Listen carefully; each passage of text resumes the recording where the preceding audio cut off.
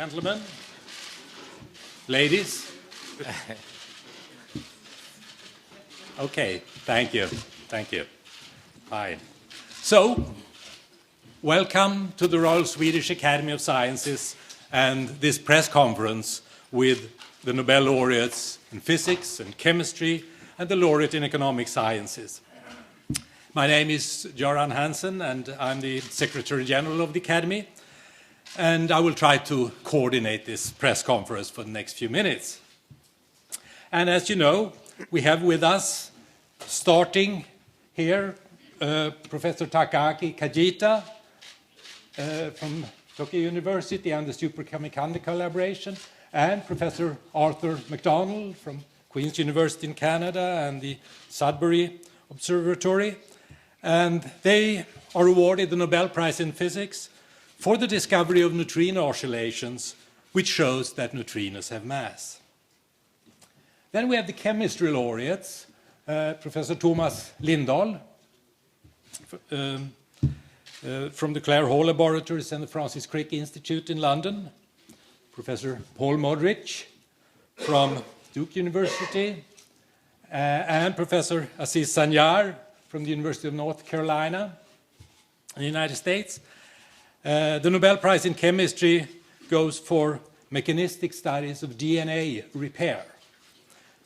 And last but not least, Professor Angus Deaton, a laureate in economic sciences and awarded for his analysis of consumption, poverty, and welfare. And now it's time for you, ladies and gentlemen of the media. And if you just give me a signal, and then when you get your chance, tell us who you are and ask the question. And usually you are remarkably shy in the beginning, but if there is anyone, yes, we have a question right there, please. You get a microphone here. My name is Ken Sasaki of Kyodo News. I'd like to ask Mr. Kajita and Mr. McDonald about your evaluation each other about counterparts achievement, and also if you had talked after coming to Stockholm, what kind of topics did you talk, and what kind of conversation? Thank you. Yeah, well, about the evaluation of the snow experiment, well, first of all, snow had really a fundamental contribution to the neutrino physics. This collaboration unambiguously solved the solar neutrino problem.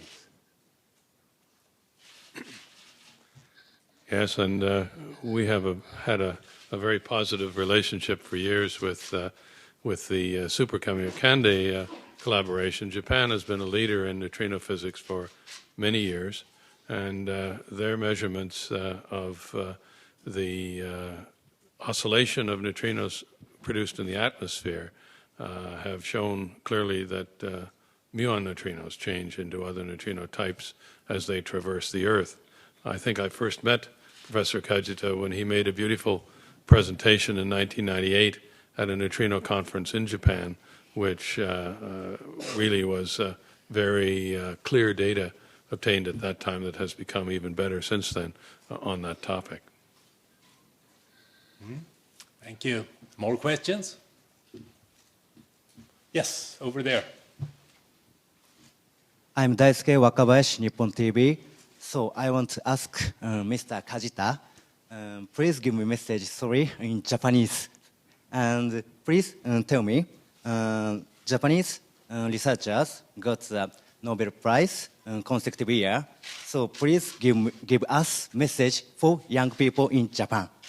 Please talk in Japanese. Well, actually, I don't know if it's allowed to speak in Japanese in this occasion. Please, feel free. Okay. では、okay, I'm still 1 minute. Okay.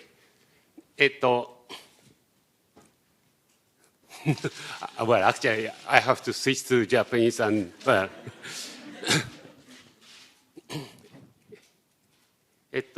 このような場に立てて非常に光栄だと思うんですけども、サイエンスをやっている皆さんは、このような結果を出す機会に恵まれるかもしれないので、皆さん若い皆さんにはぜひ頑張って、研究をしてもらえればというふうに思います。OK、that's all. Very well put indeed. So, also non-Japanese journalists are allowed to ask questions. Yes, please. Good morning. My name is Corina Negra. I'm coming from Radio Romania Science Department, and I have 3 or maybe 4 short questions. First of all, for the physics laureates, physicists are saying that your discovery is opening a new kind of physics. Can you comment on what kind of physics and what do you expect from now on? Then may I? Sure, please start. Yeah, okay. Well, what we discovered is simply, well, neutrinos have mass. And in fact, this neutrino mass is too tiny to be explained within the present framework of standard model of particle physics. Therefore, we need a deeper understanding of the particle physics. But at this moment, I believe we do not know what will be the deeper understanding. This is just the entrance to our next stage of understanding of the particle physics. Maybe you add something? Yes, and the measurements that have been made so far have shown properties of neutrinos which are not yet complete. We know the differences in mass between the 3 known neutrino types, 3 active neutrino types. We don't know what the absolute mass is, and that's the object of experiments which also have the objective of understanding the symmetries, particularly the matter-antimatter asymmetries of neutrinos, that is, whether they are their own antiparticle. So measurements like neutrinoless double beta decay will be very important as we go forward to try to show those properties. That measurement and questions of the matter-antimatter asymmetries that will be addressed in accelerator experiments are important in terms of trying to understand whether theories in which neutrinos play a significant role in the decay of antimatter in the early universe, when we think there were equivalent amounts of matter and antimatter produced, but now find ourselves in a completely matter-dominated universe, are questions that are going to be addressed with future experiments. And your question about having changed physics a bit by these measurements, what's happened is that neutrino physics has become a very prominent and very valuable part of the particle physics set of experiments that are going forward. And we hope to learn a lot more about physics that goes beyond the standard model through these measurements. And if you will find out more about this, this will change the standard model approach or understanding or importance? Do you expect that? The typical approach that is being taken is to find extensions to the standard model, which works extremely well with respect to other particles, but which does not have a framework which postulates the opportunity for neutrinos to have a finite mass. And so what one is attempting to do is create extensions to the model, and those extensions can involve energies that can be very high, and understanding, therefore, that particular extension can give you information that extends far beyond the energies with which we have typically been testing the standard model. The second question will be for the chemistry laureates. Your discovery was made years ago, and it was proved to be very important. Do you think that after, or do you expect that after this Nobel Prize, which can be a kind of, let's say, extra proof of the importance of your discovery, so do you expect that from now on to this prize to boost research in cancer or in neuroscience or in degenerative diseases? Who would like to comment on that? So I think the work in the field will have implications for both future work in cancer biology, especially treatment. The pathway that we work on also has implications for certain neurodegenerative diseases. Functional mismatch repair systems required for what's called expansion of triplet repeat sequences, at least in mouse model systems, which are the cause of a variety of neurodegenerative diseases like Huntington's, myotonic dystrophy, and so forth. Okay. I also have a very short question for Professor Lindahl, because Thomas Lindahl, because you are born and you were raised, you were educated here in Sweden. Do you consider this prize for Sweden or for the UK, where you work now? Well, I consider it prize for both. I'm a great enthusiasm about European Union, and I hope it's seen as a prize for Europe, perhaps.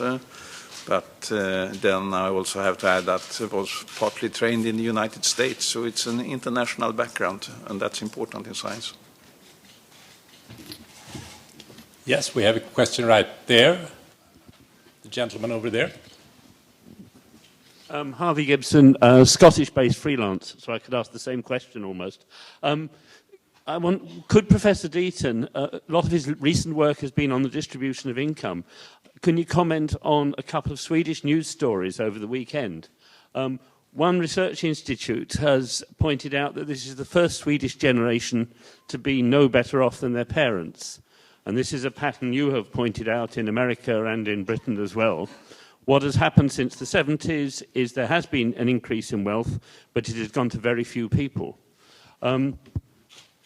How much can that be tied to democratic outcomes like the Reagan and the Republicans, Thatcher and the Conservatives, and the end of the Social Democratic government in 1976 here in Sweden? That was the first story. The second story is that many of us in the rest of the world look upon Sweden as a shining example of how to treat refugees and how to be welcoming to refugees, certainly compared with some of our own countries.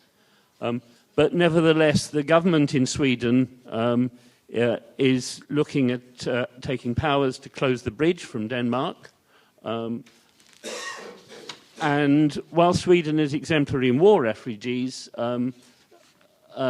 it is effectively closing the door to economic migrants. Can you comment on the importance of economic migration in making the world a better and a fairer place? Thank you. This, of course, goes rather beyond what I worked on, let alone what I was given the prize for.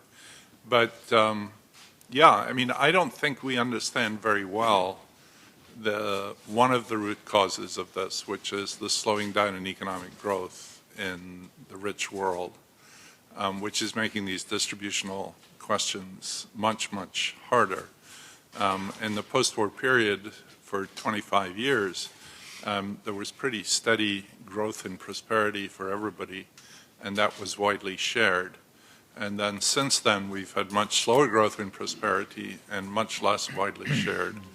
And that was first true in the United States, where it was very sharply true, and then in Britain.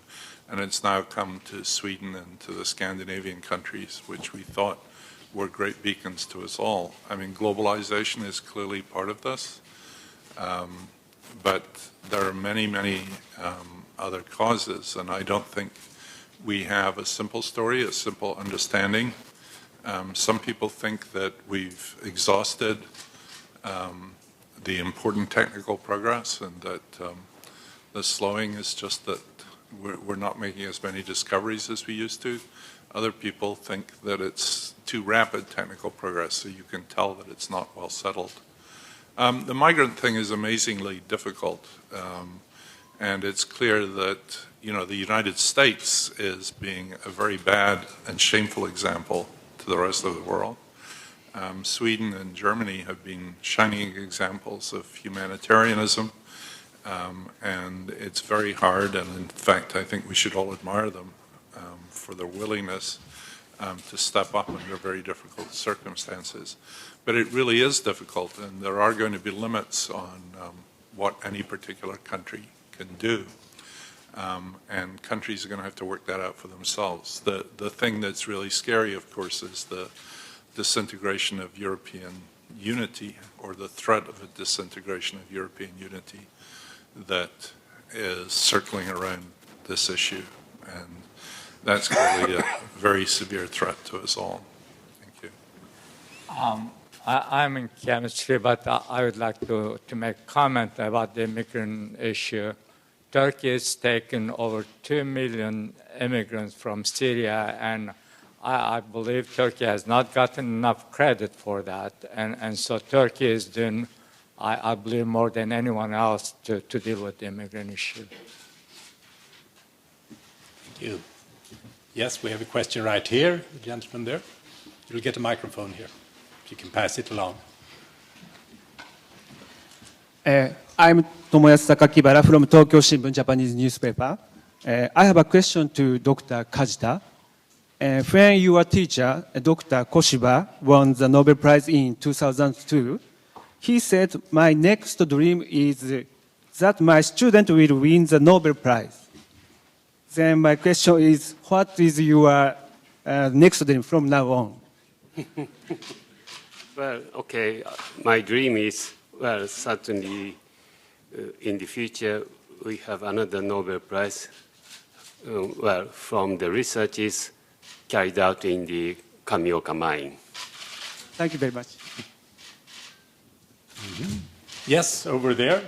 Yes, my name is Johan Schick from Dagens Nyheter in Stockholm. I have a question for Professor Deaton, and that is, as an expert on consumption, what do you think about the compatibility between an increased private consumption of goods and services with the climate aims that are proclaimed now at the UN conference in Paris?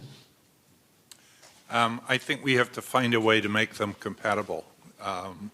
And this will take major technical innovation, but I think a route in which you try to stop economic growth in the interests of climate, of looking after the climate, while it seems superficially very attractive, is certainly not going to work. Because if we stop economic growth, even if you might think that that would help, it would help directly, but it would cause such incredible distributional conflict that the chance of coming to a lasting agreement which would solve this problem, I think becomes almost negligible. So we've simply got to find a way of preserving economic growth and using the fruits of economic growth to solve this problem as other problems have been solved in the past. I'm not suggesting this is easy, and the fact that the market is completely incapable of dealing with this is one of the things that makes it very difficult, but I don't think zero economic growth or slowing economic growth is a way of tackling this problem at all. Thank you. Yes, lady over there. Thank you. Hello, my name is Anneli Hidalgo. I'm from the magazine Nordic Life Science. I have two questions for Mr. Aziz Sancar. What would you say is the most important driving force for you and your work? What is it that makes science your passion? And what advice would be that you would give to young scientists out there that are starting out on their journey? I started out as a medical doctor, and certainly during my practice as a medical doctor, my passion was to treat patients. And I realized that treating patients did not involve discoveries, and therefore that's when I started doing research. And the main thing in research is to discover new things. And it takes hard work, it takes lots of frustration, and my advice to generations, to new generation who want to make to do science, is to realize that making a discovery as a personal satisfaction beyond anything you can imagine, but it also, I would also like to comment that it takes hard work. Perhaps someone else among you gentlemen would like to give advice to a new generation of aspiring scientists. Feel free. I could perhaps add to that I completely agree. You don't become a good scientist without hard work. But it's creative, it's inspiring work, a little bit like a musician who practices his instrument to become a virtuoso, an excellent master of his instrument. And that gives the possibility to convey your feelings through your medium. And I see many parallels between artistic activity and scientific activities.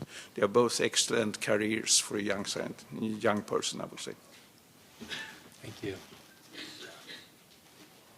Do we have more comment from the panel or questions from the... I agree completely with all of the statements that were made so far, including the statement on making sure you have a good basis in the first place as a musician trains to be able to then be creative. I think these days it's very important also to be collaborative and cooperative, including internationally. And I think in many cases one is finding that the expansion of communication has made it possible to have international collaborations that can be really a great source of creativity and cooperation. And so I would emphasize that to young scientists as a way forward as well. Do we have... Yes, lady up there. Hi, my name is Marilyn Karlsson from Expressen here in Stockholm. I have a question to Paul Modrich, Tomas Lindahl, or Aziz Sancar. I wonder, how will your discovery help to develop new treatments for fighting cancer, for example?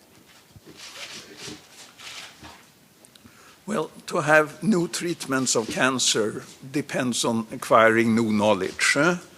The key to curing cancer comes through basic research. You can do some applied innovative work now, but you'll very soon run out of ideas and things to do unless there are new interesting facts to put into the equation. And those interesting facts can only be acquired by basic research. Thank you. Yeah, we're going to round up in a few minutes. Okay, for Professor Deaton, if your model would be elaborated today, would it be totally different because it has to take into account the individual consumption choices, and with this migrant dimension, would it be different? Thank you. I thought I had an answer until you added the word migrant in there, and then I'm not sure I do. I've been very fortunate, I think, just to answer the first part of the question, which is that, I've been very fortunate that work I did maybe 15 years ago has acquired an enormous momentum post my work on it. So I haven't actually worked on some of these things for a decade or so. And in thinking about this award and in preparing my lecture, it's been wonderful to see how much this work is alive. So the answer is I'm delighted that other people have picked up on this, and that I don't think I would have done it very differently, because I think the work that I and my collaborators started has been very productive in various other things. But if I can just say a few words about the migrants. One of the things I was always worried about from the very beginning of my research almost 50 years ago was that if you wanted to think about the economy as a whole, you had to think about the people in it, and that you had to model individual behavior and build that up. So in a world in which income inequality was not such a big issue and was not changing very much, For some issues, that didn't matter very much, but in the world as it is today, where people are very different and there's huge changes in inequality, you've got to take that into account to decide the economy as a whole. So from the migrant point of view, just from the economic issue, I don't think that's the dominant issue. The ethical issues and all the displacement issues are the dominant ones. But certainly that approach is one in which migrants are going to behave differently from other people. And if you're modeling a macroeconomy with a lot of migration going on, then you'd have to certainly take that into account. So certainly the approaches that we talked about are capable of dealing with that question from an economic point of view. But I don't think the economic issues here are the major ones. Thank you. Is there any pressing last question?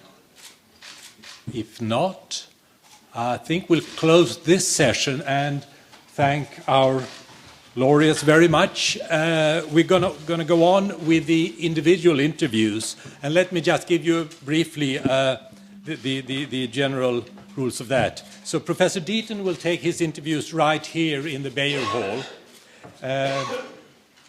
Chemistry laureate Professor Sancar, Modrich, and Lindahl will be in the session hall over there. Professor McDonald in the atrium, the room next to the session hall, and Professor Kajita in the boardroom. And don't worry, there will be people to escort you, and perhaps also you. So with that, we'll close this session. Thank you very much for your interest, and see you later on during the week. And the interviews, of course, are for those who have signed up to have individual interviews with the Nobel laureates. Thank you.